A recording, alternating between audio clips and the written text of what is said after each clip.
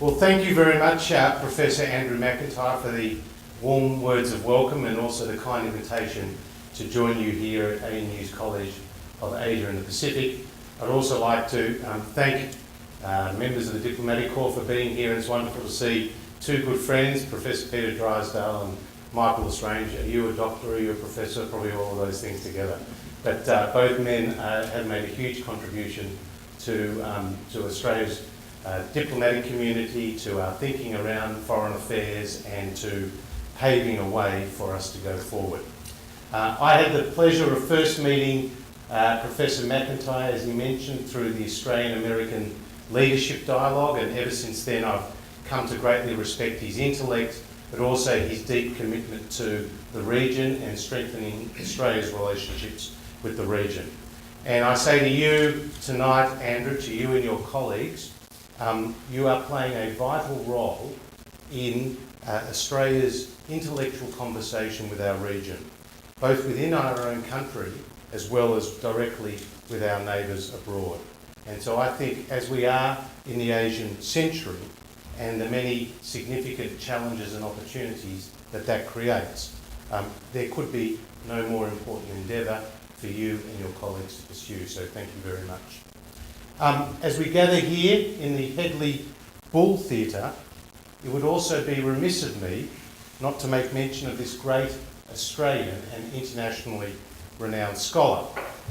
As a student at Oxford in the 1990s, undertaking a M.P.P in international relations, I would often hear Headley Bull's name, and indeed his seminal work, The Anarchical Society, was prescribed reading.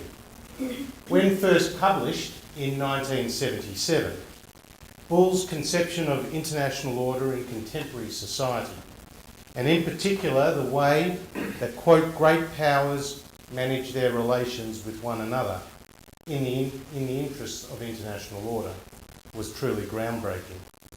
It helped us all better understand the dynamics of the Cold War. Today, 35 years on, Bull's work is just as interesting and as relevant as we seek to understand the new global order, where the United States and China are viewed as a new G2, the two largest militaries and economies in the world. Today, I want to talk about the rise of China from an Australian perspective and make two essential points, one economic and one strategic. First, despite the current slowdown, China will continue to grow strongly over the medium and the long term. If Australia is to fully capitalise on the opportunities available, we need deeper personal relationships at the highest political level, and we need new bilateral mechanisms in place, such as a free trade agreement. Second, Australia must not fall into the trap of making a false choice between China and the United States, as conflict is not inevitable between these two great powers.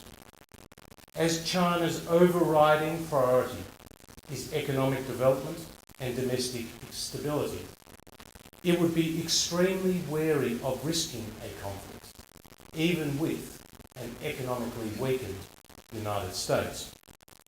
The consequence is that the United States, Australia's strategic guarantor, has good reason, in my view, to consider that it can successfully engage China in a global order based on a balance of power structure. First, to the economic environment. Chairman Mao may have been the founding father of the People's Republic of China, but it is Deng Xiaoping who has made the country what it is today.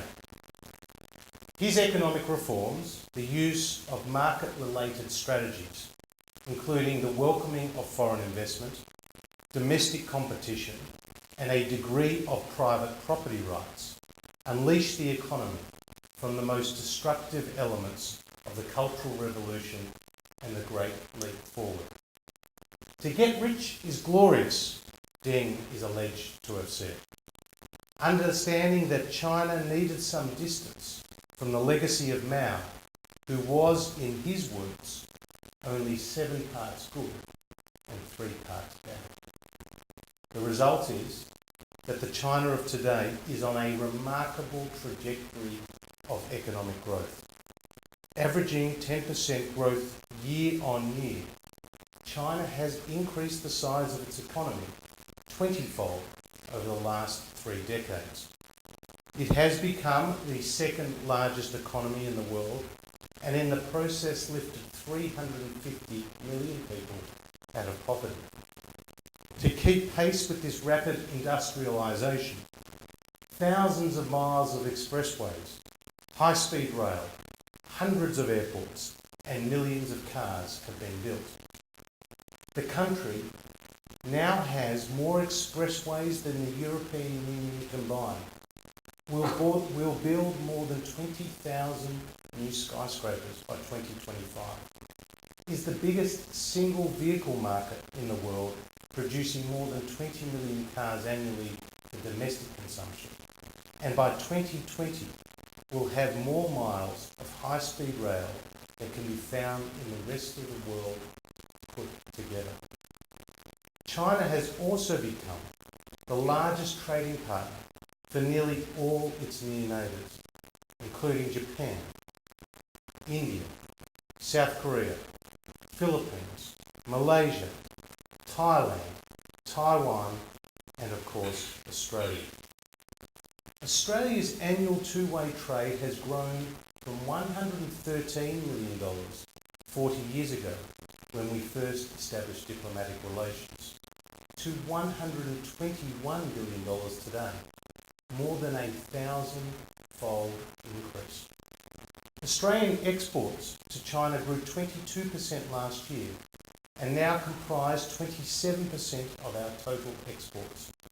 To put this number into perspective, when John Howard came to office in 1996, less than 5% of our exports were bound for China. Iron ore dominates, making up more than half of total exports to China, but coal, LNG and wool also feature prominently. In each of these commodities, Australia is China's largest. Investment too has been growing rapidly with China. Not including Hong Kong, investment has been more than $13 billion in Australia over the last year, making us their number one destination for foreign direct investment.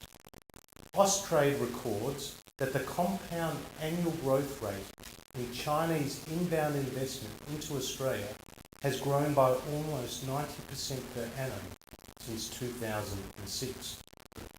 In light of these trade and investment numbers, it's no wonder that Jeff Rady, Australia's former ambassador to China, has said, whether we are comfortable with this or not, the reality now is that China will be the dominant economic force in our national life.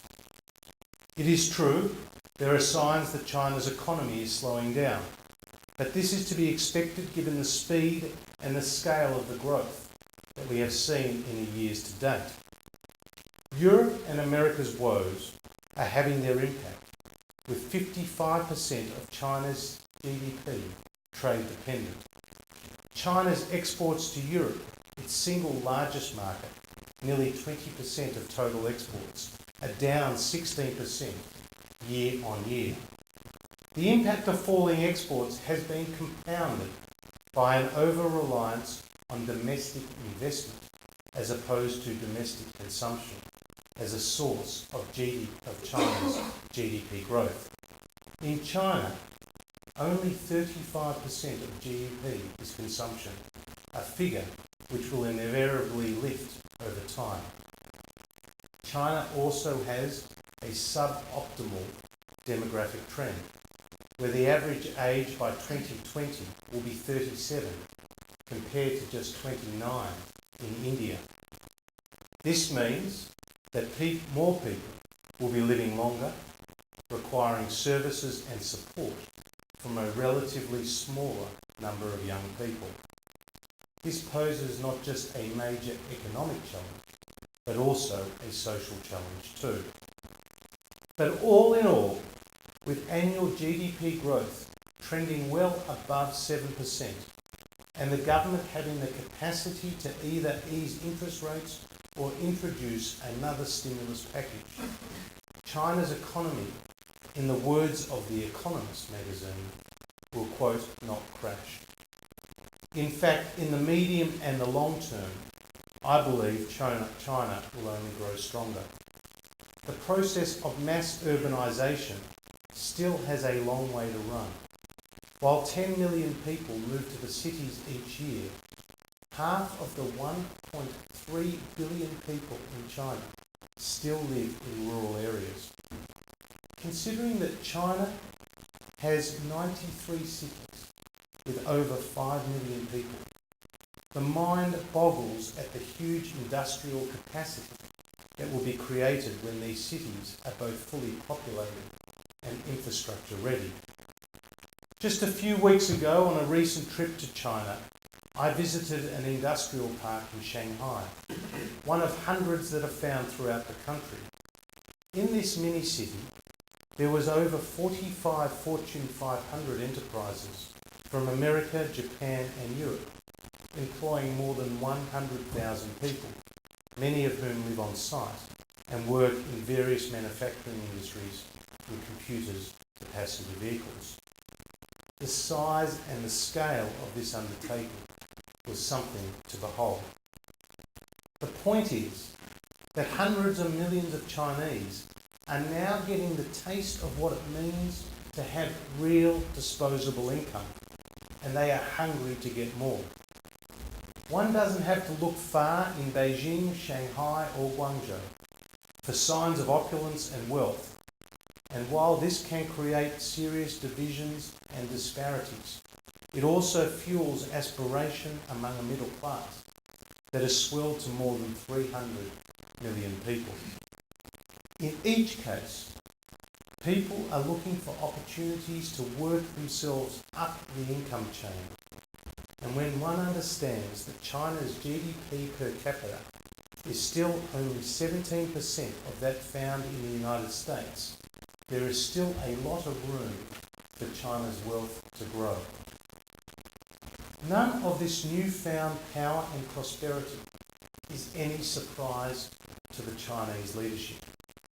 Rather, it is a return to the dominant position they held before the, quote, century of humiliation between 1839 and 1949, which saw a number of tragic events in Chinese history, including the Opium Wars with Britain, the destruction of the Emperor's Summer Palace, the Japanese invasion of Manchuria, and the rape of Nanking.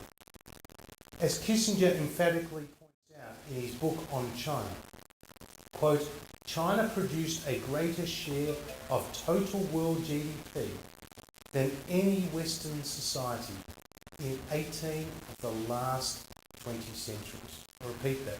China produced a greater share of total world GDP than any Western society in 18 of the last 20 centuries.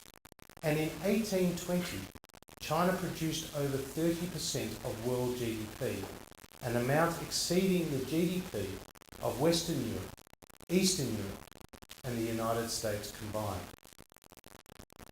The question then becomes for Australia, given where China's economy has come from and where it is projected to go, is the Australian government doing all that it can to capitalise on the opportunities available? I believe that the answer is no, and that the government can do more, much more. Our Prime Minister seems disengaged from the China story. Since assuming the top job, Julia Gillard has spent only 48 hours in the country. Contrast this with the record of German Chancellor Angela Merkel, who last week made her second trip to China in just 7 months and has already made a remarkable 6 visits to China since 2006. Accompanied by 7 cabinet ministers and a large business delegation, Merkel's intensive engagement with China is delivering results. Annual two-way trade between China and Germany hit $169 billion last year, an 18.9% increase on the previous year. Germany is responsible for nearly half of all of European exports to China, and on this most recent visit, Merkel and Premier Wen Jiabao inked a $3.5 billion deal for the sale of 50 Airbus planes to China. This deal was on top of 10 other agreements signed in areas including health services, information technology, and environmental matters. Like Australia, Germany is this year celebrating 40 years of diplomatic ties with China, but their special relationship, in inverted commas, with more than 40 different identified channels for dialogue, is more energetic than ours. This was not always the case.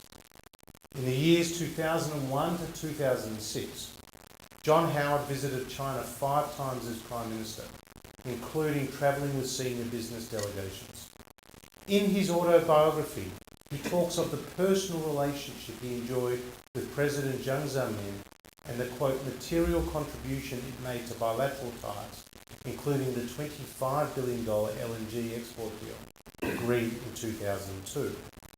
Likewise, Labor Prime Ministers Bob Hawke and Paul Keating both developed good relationships with Beijing, something Kevin Rudd and Julia Gillard have failed to do. Hawke has been particularly critical of the current government's, quote, lack of visitation in China. In his words, and I'm quoting Bob Hawke, I think it's fair to say that we had as good a relationship with China as any country did. I doubt if that is the position now. That's a blunt message from one of the Prime Minister's strongest supporters.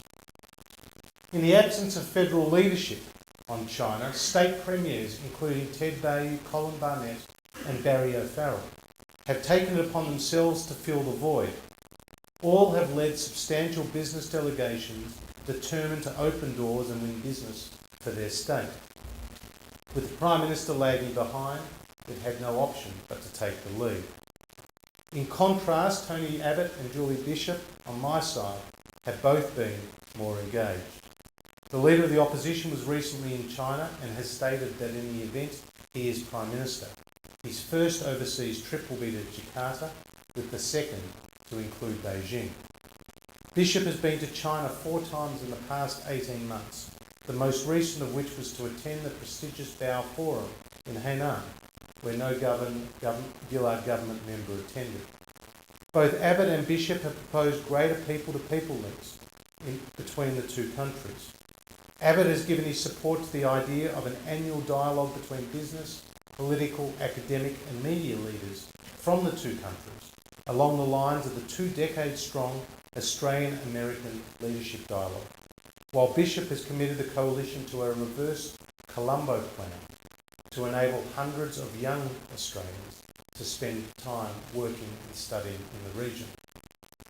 I would add the need for a bipartisan young leaders dialogue at the party and the political level, together with the prestigious scholarship fellowship program, which could be well endowed by business, enable our best and brightest to study in China. Initiatives such as these and the kind proposed by Abbott and Bishop will only deepen Australians' understanding and appreciation of the transformation that is actually taking place in China.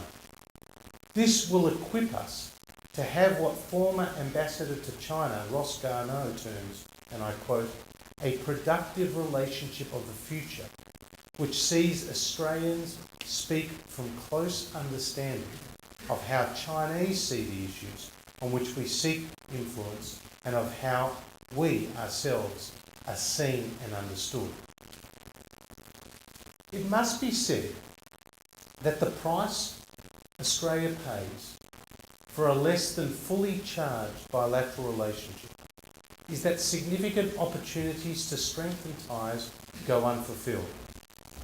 One such opportunity is a free trade agreement between the two countries.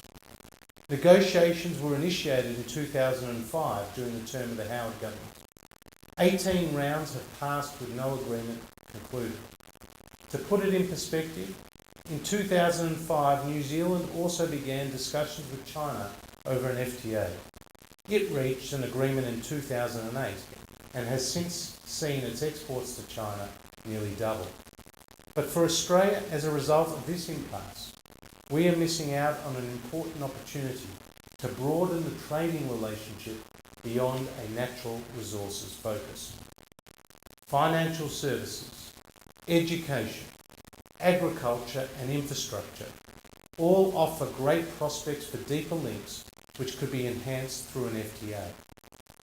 Foreign investment will also invariably be on the table. Contrary to the media noise, the Coalition has a clearly articulated policy on foreign investment.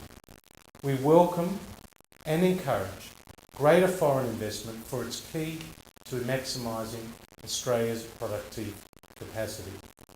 Our call for more transparency and lower thresholds, particularly in the agricultural sector, should give foreign investors nothing to fear.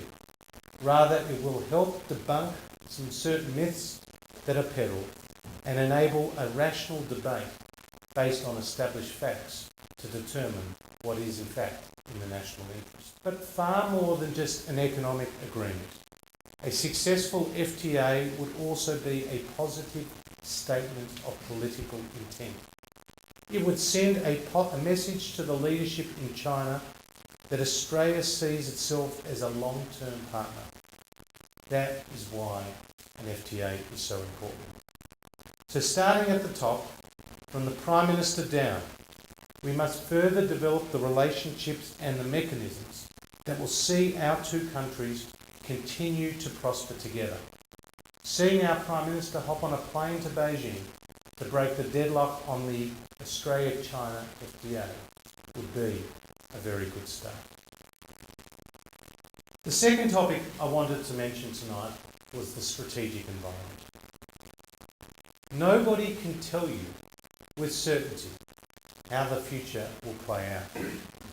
That is why we see in our region so much anxiety with China's rise.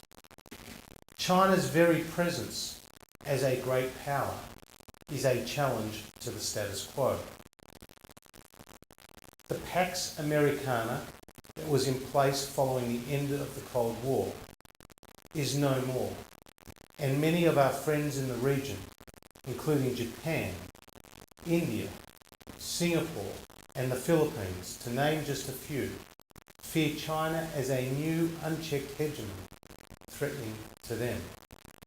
Each of these countries are re-equipping their militaries and inviting increased American engagement with the region as a means of keeping the peace. In the words of former Deputy Secretary of State Bob Zoellick, many countries hope China will pursue a peaceful rise, but none will bet their future on it.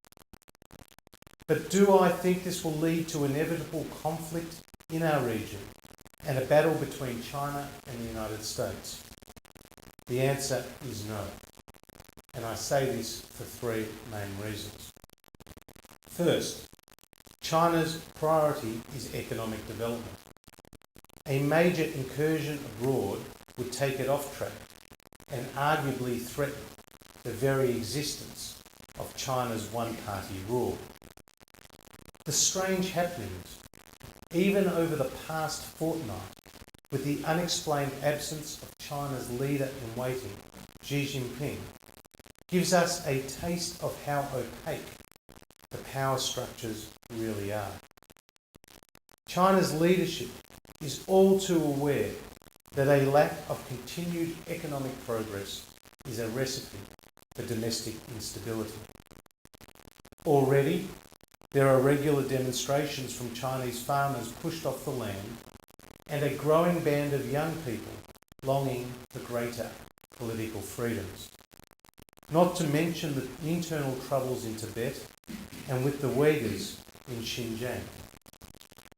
As long as prosperity reigns, the leadership has a better chance of keeping these movements in check.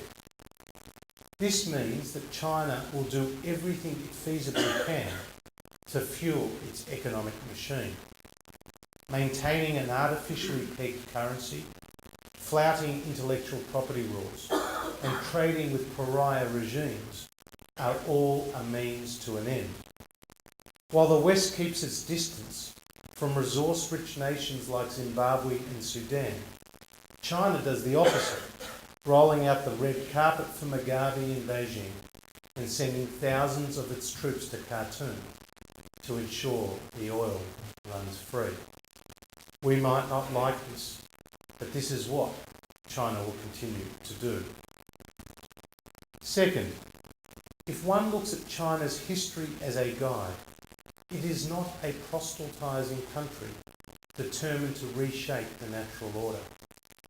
With its 22,000 kilometres, 14 neighbouring countries, China has achieved its expansion in the past, in the words of Henry Kissinger, quote, by osmosis rather than conquest, or by the conversion to Chinese culture of conquerors who then added their own territories to the Chinese domain.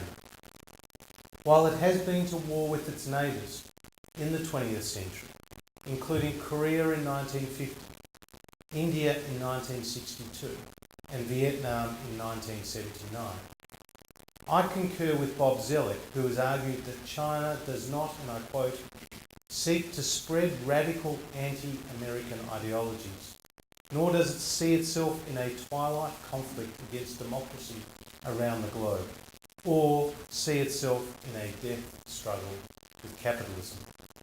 In other words, in working with the China of today, America does not confront a Soviet Union Mark II.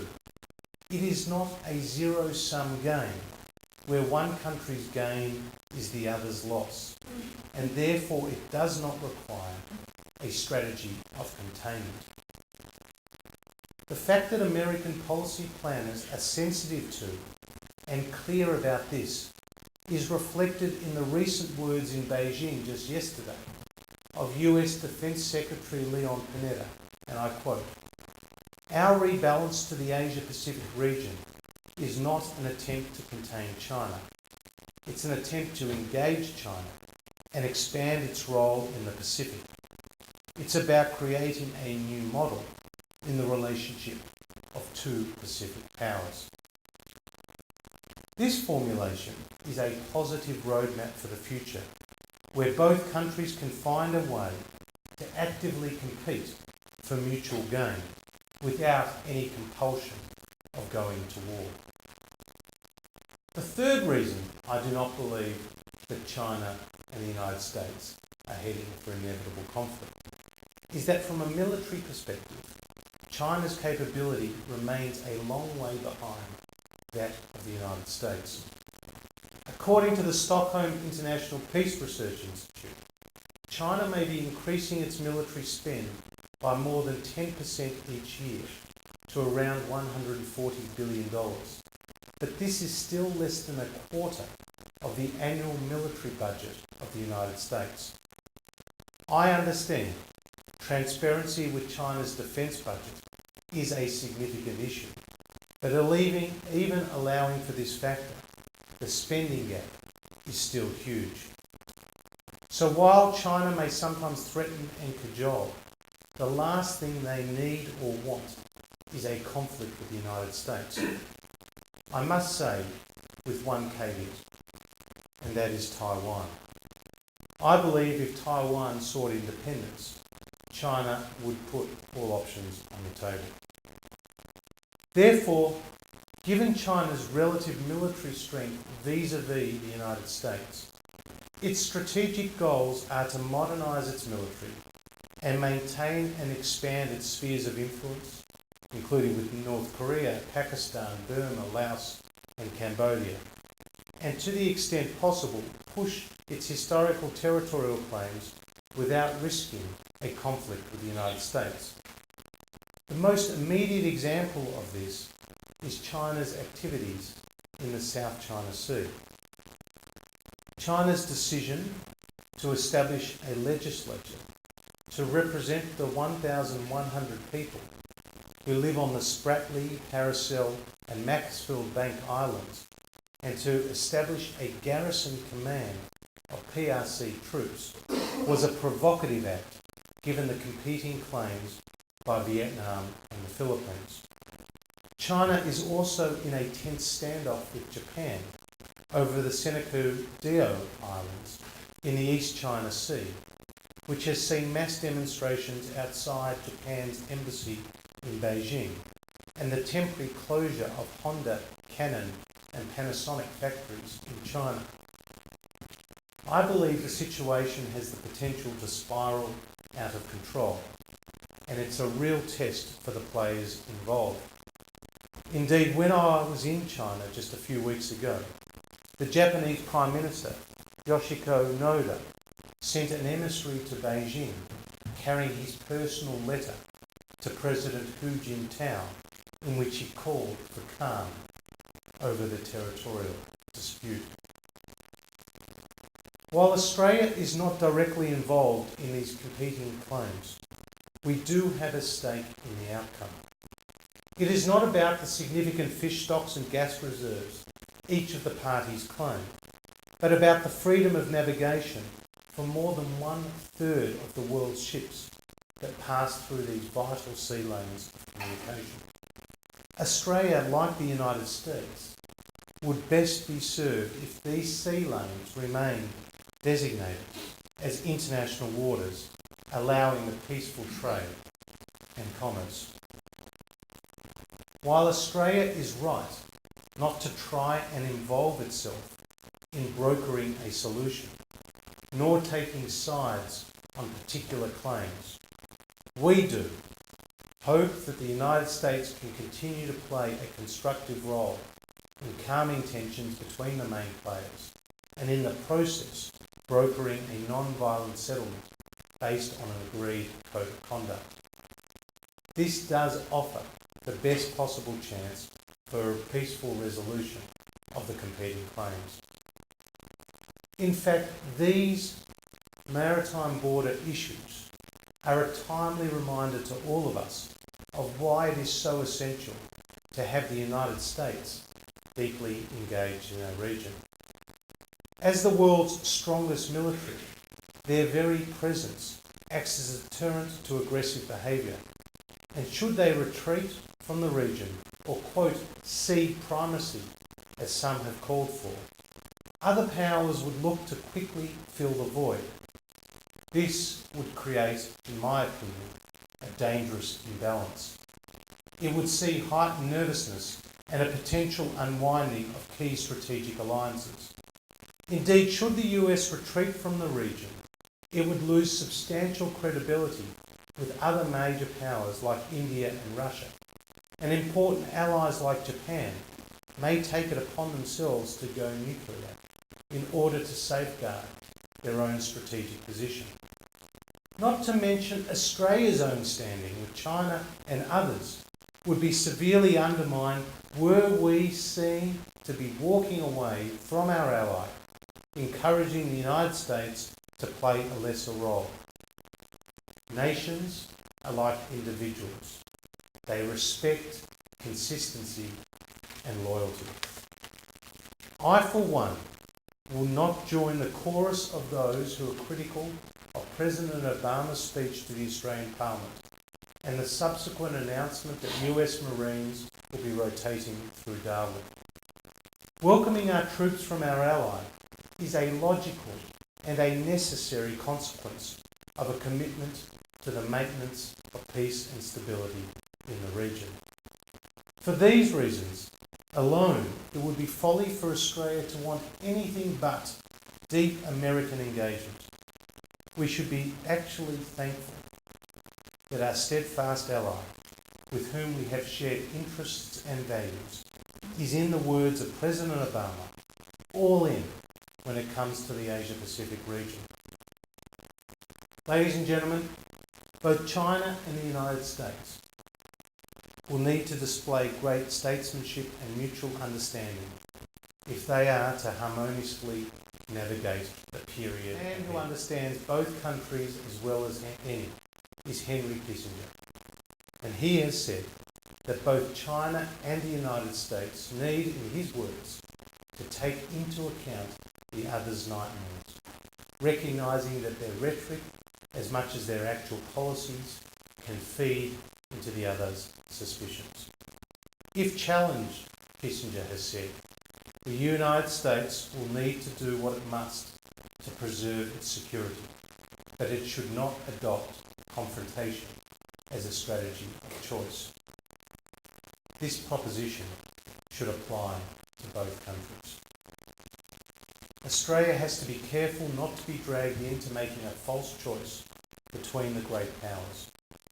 In my opinion, conflict should be unlikely to occur because in a modern war against one another, both sides can only lose. It is therefore in their mutual interest to cooperate, to maximise their own economic prosperity and security. There is just so much at stake.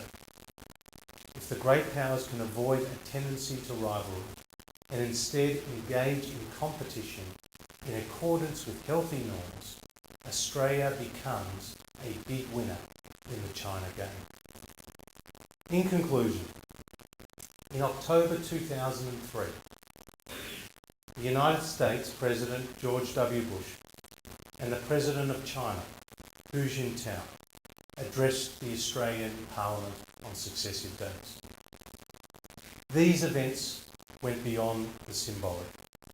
They were remarkable occasions which illustrated to the world Australia's unique ability to develop deep, simultaneous and distinct relationships with these two most powerful nations.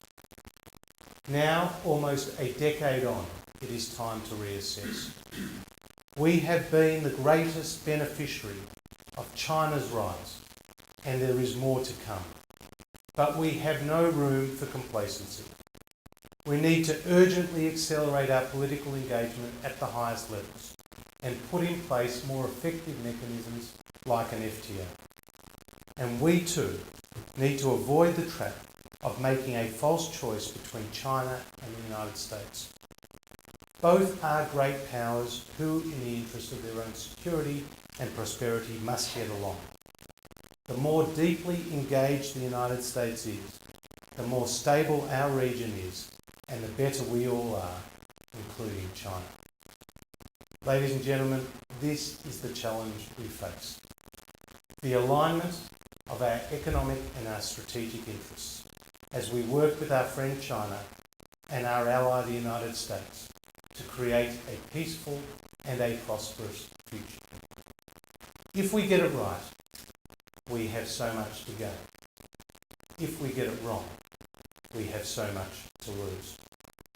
And in essence, the China game is today's world game.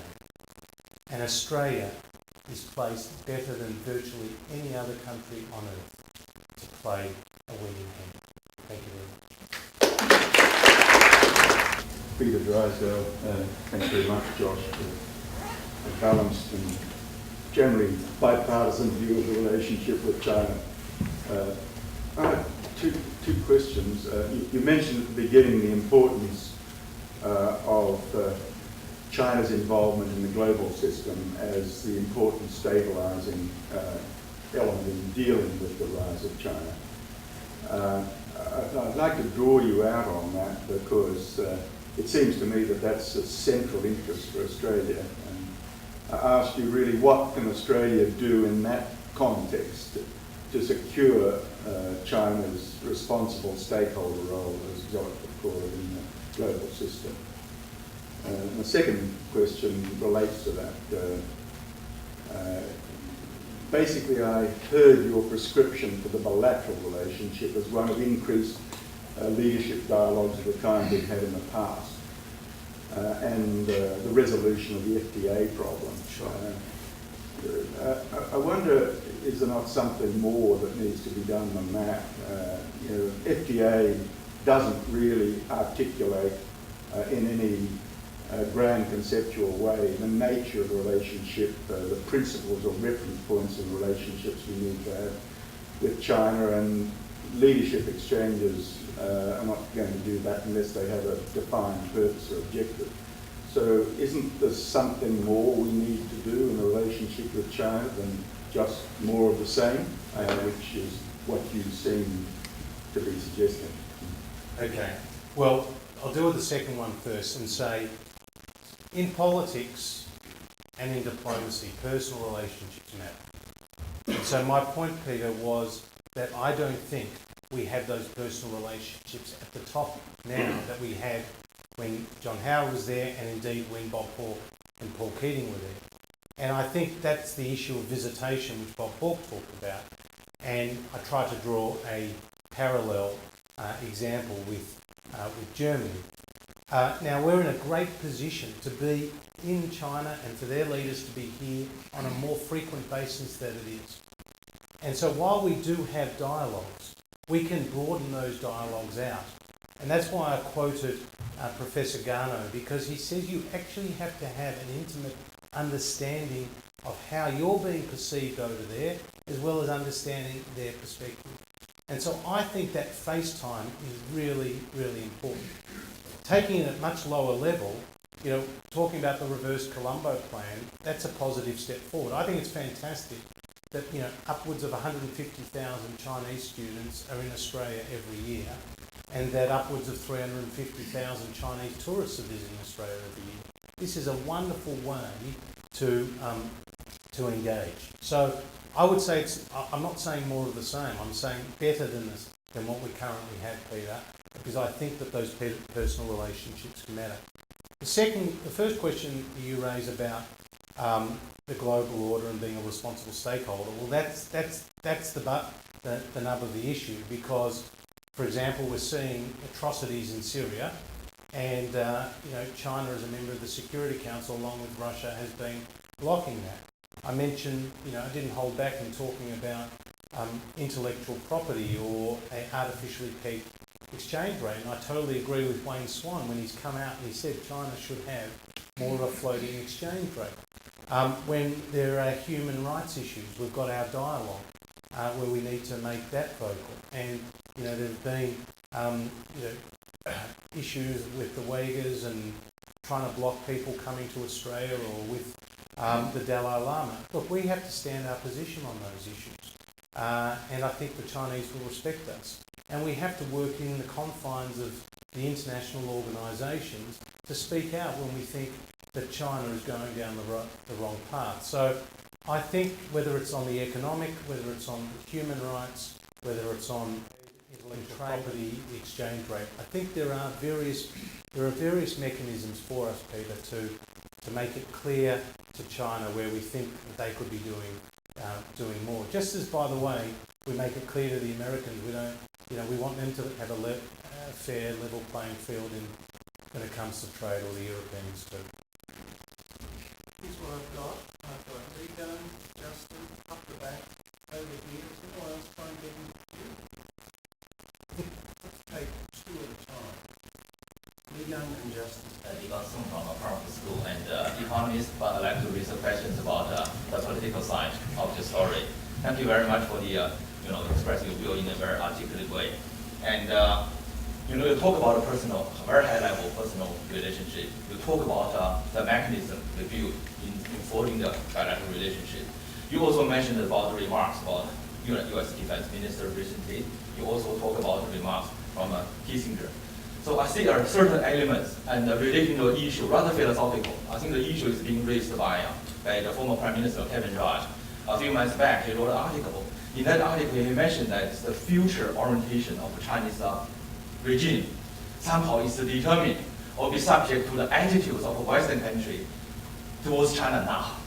So how do you think all these elements actually can be incorporated in this kind of philosophical thinking about influencing? It's not just forging and or engaging, but also influence the way that the future China regime will changes. Thanks. Thank you very much for a very effective, sweeping discussion. I'm an undergraduate student here within the college. I've got a lot of questions, but as an undergraduate student would have, but I'll limit it to one for this point. We can continue after. Moreover, one. You talked about or you mentioned briefly the scholarship fellowship Yep. program, and you talked also briefly about the Colombo plan. I just wonder if you could provide some more details on that, in particular, what sort of numbers you'd be looking at, what sort of age groups of students you'd be targeting, and if this would be a more broader across Asia program, or if it's just China focused. Well, let me deal with these two questions, and I might have to get a clarification. But we have, as we get closer to the election, I think we'll put more numbers in terms of what the financial commitment will be to ensure that the reverse Colombo plan is well funded. But it's, you know, talking about young people, whether it's undergraduates or whether it's postgraduates, and giving them the opportunity to study overseas, and it's not confined to China, absolutely not confined to China. That's the official party position. What I was saying today was my own personal idea was about a well-funded, prestigious fellowship program.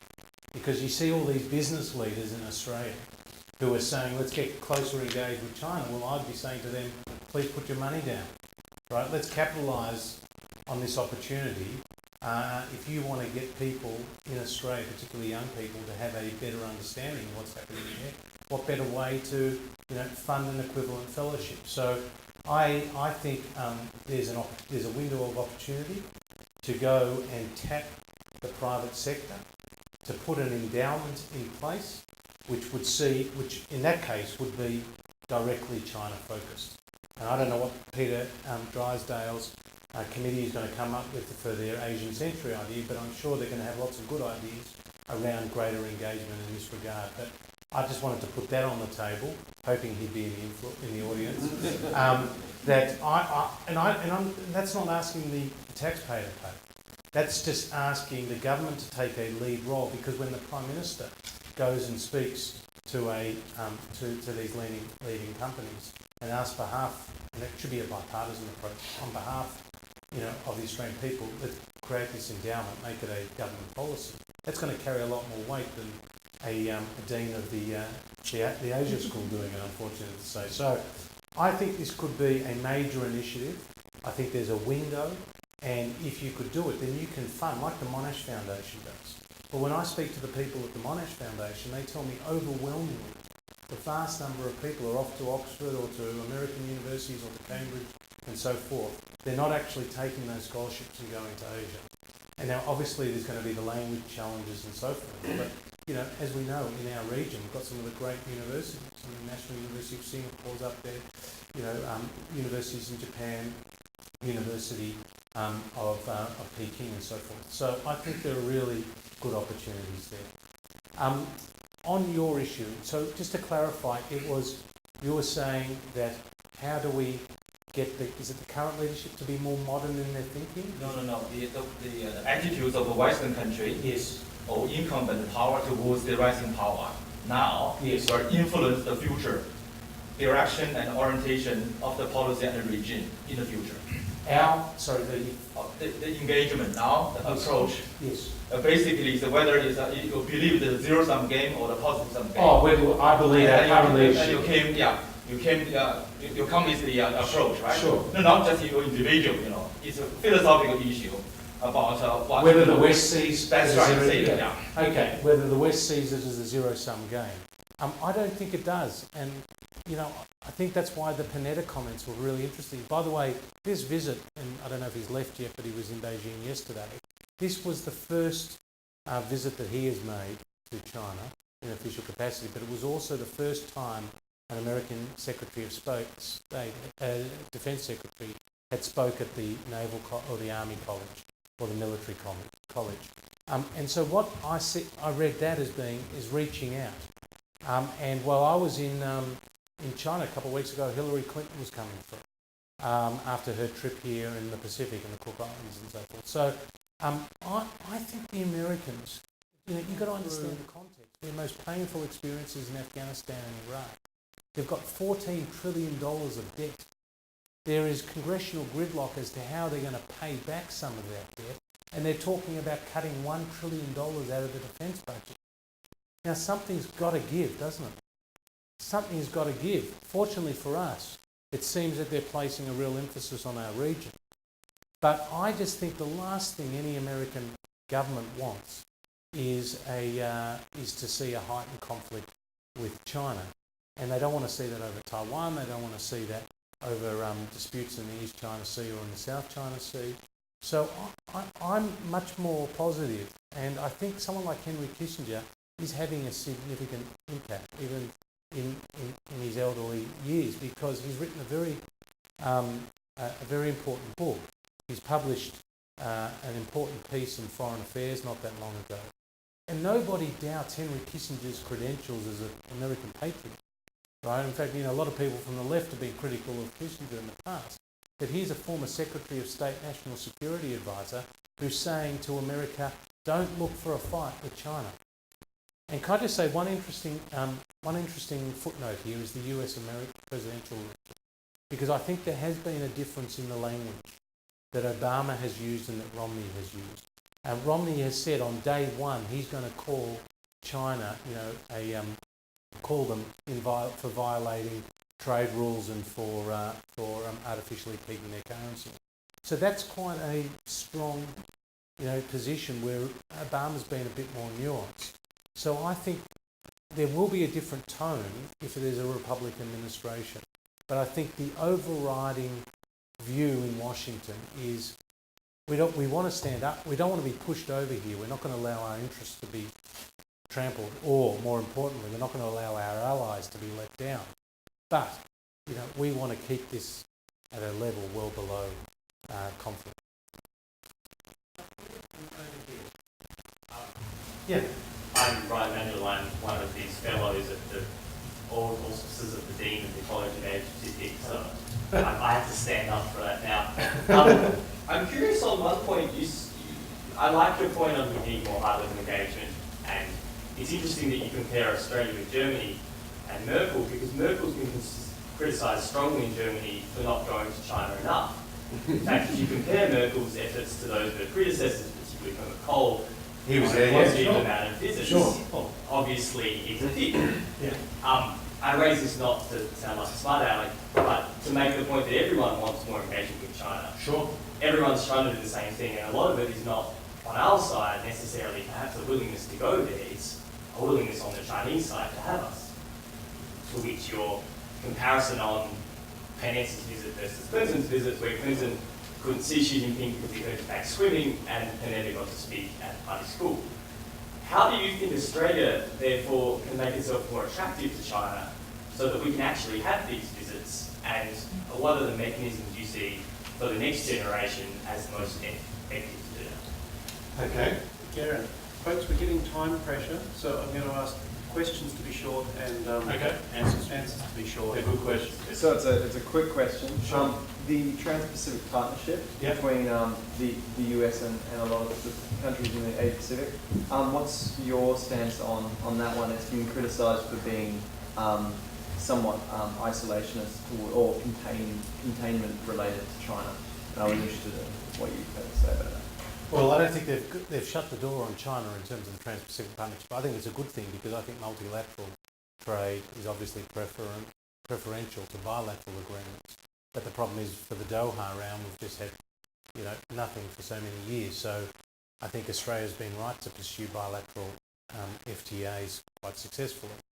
So I support the Trans-Pacific Partnership. I think it's a good agreement. I mean, don't forget Australia and New Zealand have their ASEAN agreement, which is, I think, a significant one, and I think we thank the Singaporeans who did a lot of good work with us on that, and the Indonesian and others. But I'm all for the Trans-Pacific Partnership. On your point, I take one point and I disagree with the other. I take the point that there has been a tradition in Germany of high-level visits, and that's true with Helmut Kohl. But if you compare Merkel's number of her visits to other European leaders, like Cameron in the UK, who's relatively newer, or others, she has been a standout. Sarkozy and his predecessors, she has been a standout. And by the way, she did go and see the Dalai Lama a few years ago and got in a lot of trouble for that with the Chinese, but she persisted and she's been able to sort of make a stance on some issues and engage regularly. So I would say to you that she has been a good role model in some respects in terms of the high level engagement. But I don't accept that Australia is not going to be invited or welcome over there. And I think they have been significant high-level Chinese visits here. We'd always want to have more, but the leader in waiting, I think, was in Australia in 2010, and together with the Vice Premier leader in waiting here at this university. So there we go. And there was a joint announcement with the government at the time on principles and so forth. So I think the Chinese would love to have us there more regularly on a regular basis. And I think we just have to go there with things to say and things to do. And that means that for us to be creative, we're not going there just to wear out the carpet. You know, we're going out there to try to lock in some agreements on a range of issues. And, you know, it was said before that the FTA is not, not a catch-all. Of course it's not. But it's still I still think it's a facilitator of deeper trade ties, broadening trade ties. And as I said in my speech, I think it's a sign of political intent as well. I mean, if you think back to the Australia-US FTA, that's a pretty complex deal, very complex, dealing with agriculture and intellectual property and the pharmaceutical industries and the movie industries and everything else. But at the end of the day, George Bush and John Howard got together and they capitalised on their good relationship and said, we're going to get this done.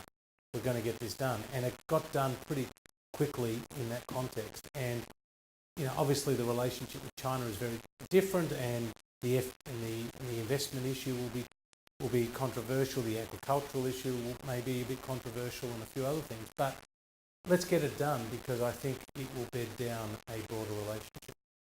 My question, gentleman in the middle, and we'll make that the last, and we'll keep talking over drinks and nipples. I'm usually I'm working as a management consultant in the public sector. My question is, it's good to see you making a point saying, well, we need to, as a government, we need to engage in more at the top level to creating more opportunities, bridging the channels. Whereas my question is to say, well, as from the business point of view, apart from the booming mining boom in the recent years, what are the areas for business to get ourselves ready, to pursue those opportunities, to capitalize those opportunities in the next few years? So. Good question. Well, firstly, the head of the BCA, Tony Shepherd, together with Twiggy Forrest and a few others, made quite a prominent visit to China. Maybe it was a month ago. It was reported front page of the Australian, with the sole intention, I think it was Mike Smith, head of the ANZ, and a few other senior Australian business leaders, with the intention of saying, let's start a high-level business dialogue. So let's start a high-level business dialogue. And so I think that will be very useful. In terms of the areas, well, financial services are going to be important. Legal services. I noticed my old law firm, Mellison Stephen Jakes, I have to correct the record, I did my articles there, but then I went straight to work in government after I did my articles. I didn't do 5 years there. But Mellison Stephen Jakes is now merged with King & Wood, which doesn't sound like a Chinese firm, but they took an English name, but they are a Chinese firm, the biggest, I think, in China. Certainly one of the leading firms in China. And so, that's going to open doors. Monash University has been, I think, the first university, Australian university, to be granted an opportunity to run a campus in China. And I've seen in recent days reports of 1,500 graduate students, masters and PhD students going through there. Agriculture. There's going to be lots of opportunities in agriculture. I'm a big believer that we need to export more of our. We export 60% of what we produce today. We're not about to starve in Australia. But in the rest of the world, the growing population and the water stress does mean, and the changing diets, as more people move into the middle class, suddenly their diets change. So it takes 7 kilos of grain to make 1 kilo of meat.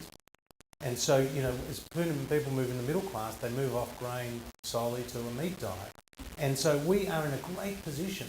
If we hadn't stuffed it up over the live cattle exports to Indonesia, we would be riding the gravy train there. But I think there are opportunities in many other areas with China in financial and legal services, with agriculture and telecommunications. And Telstra, I think, has a major presence in Hong Kong, but has been held back from getting into the mainland. Now, that's got to be an opportunity as well. So I think there are plenty of opportunities. And can I just say one point?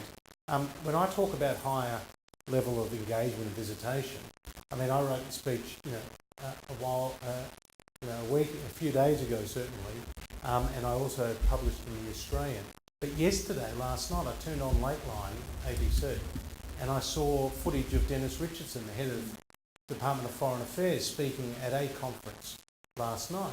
And his point was, we do need higher level engagement. So here's the government's, top mandarin in this particular area and soon to be head of defence out there saying we've got to do better with high level engagement with China.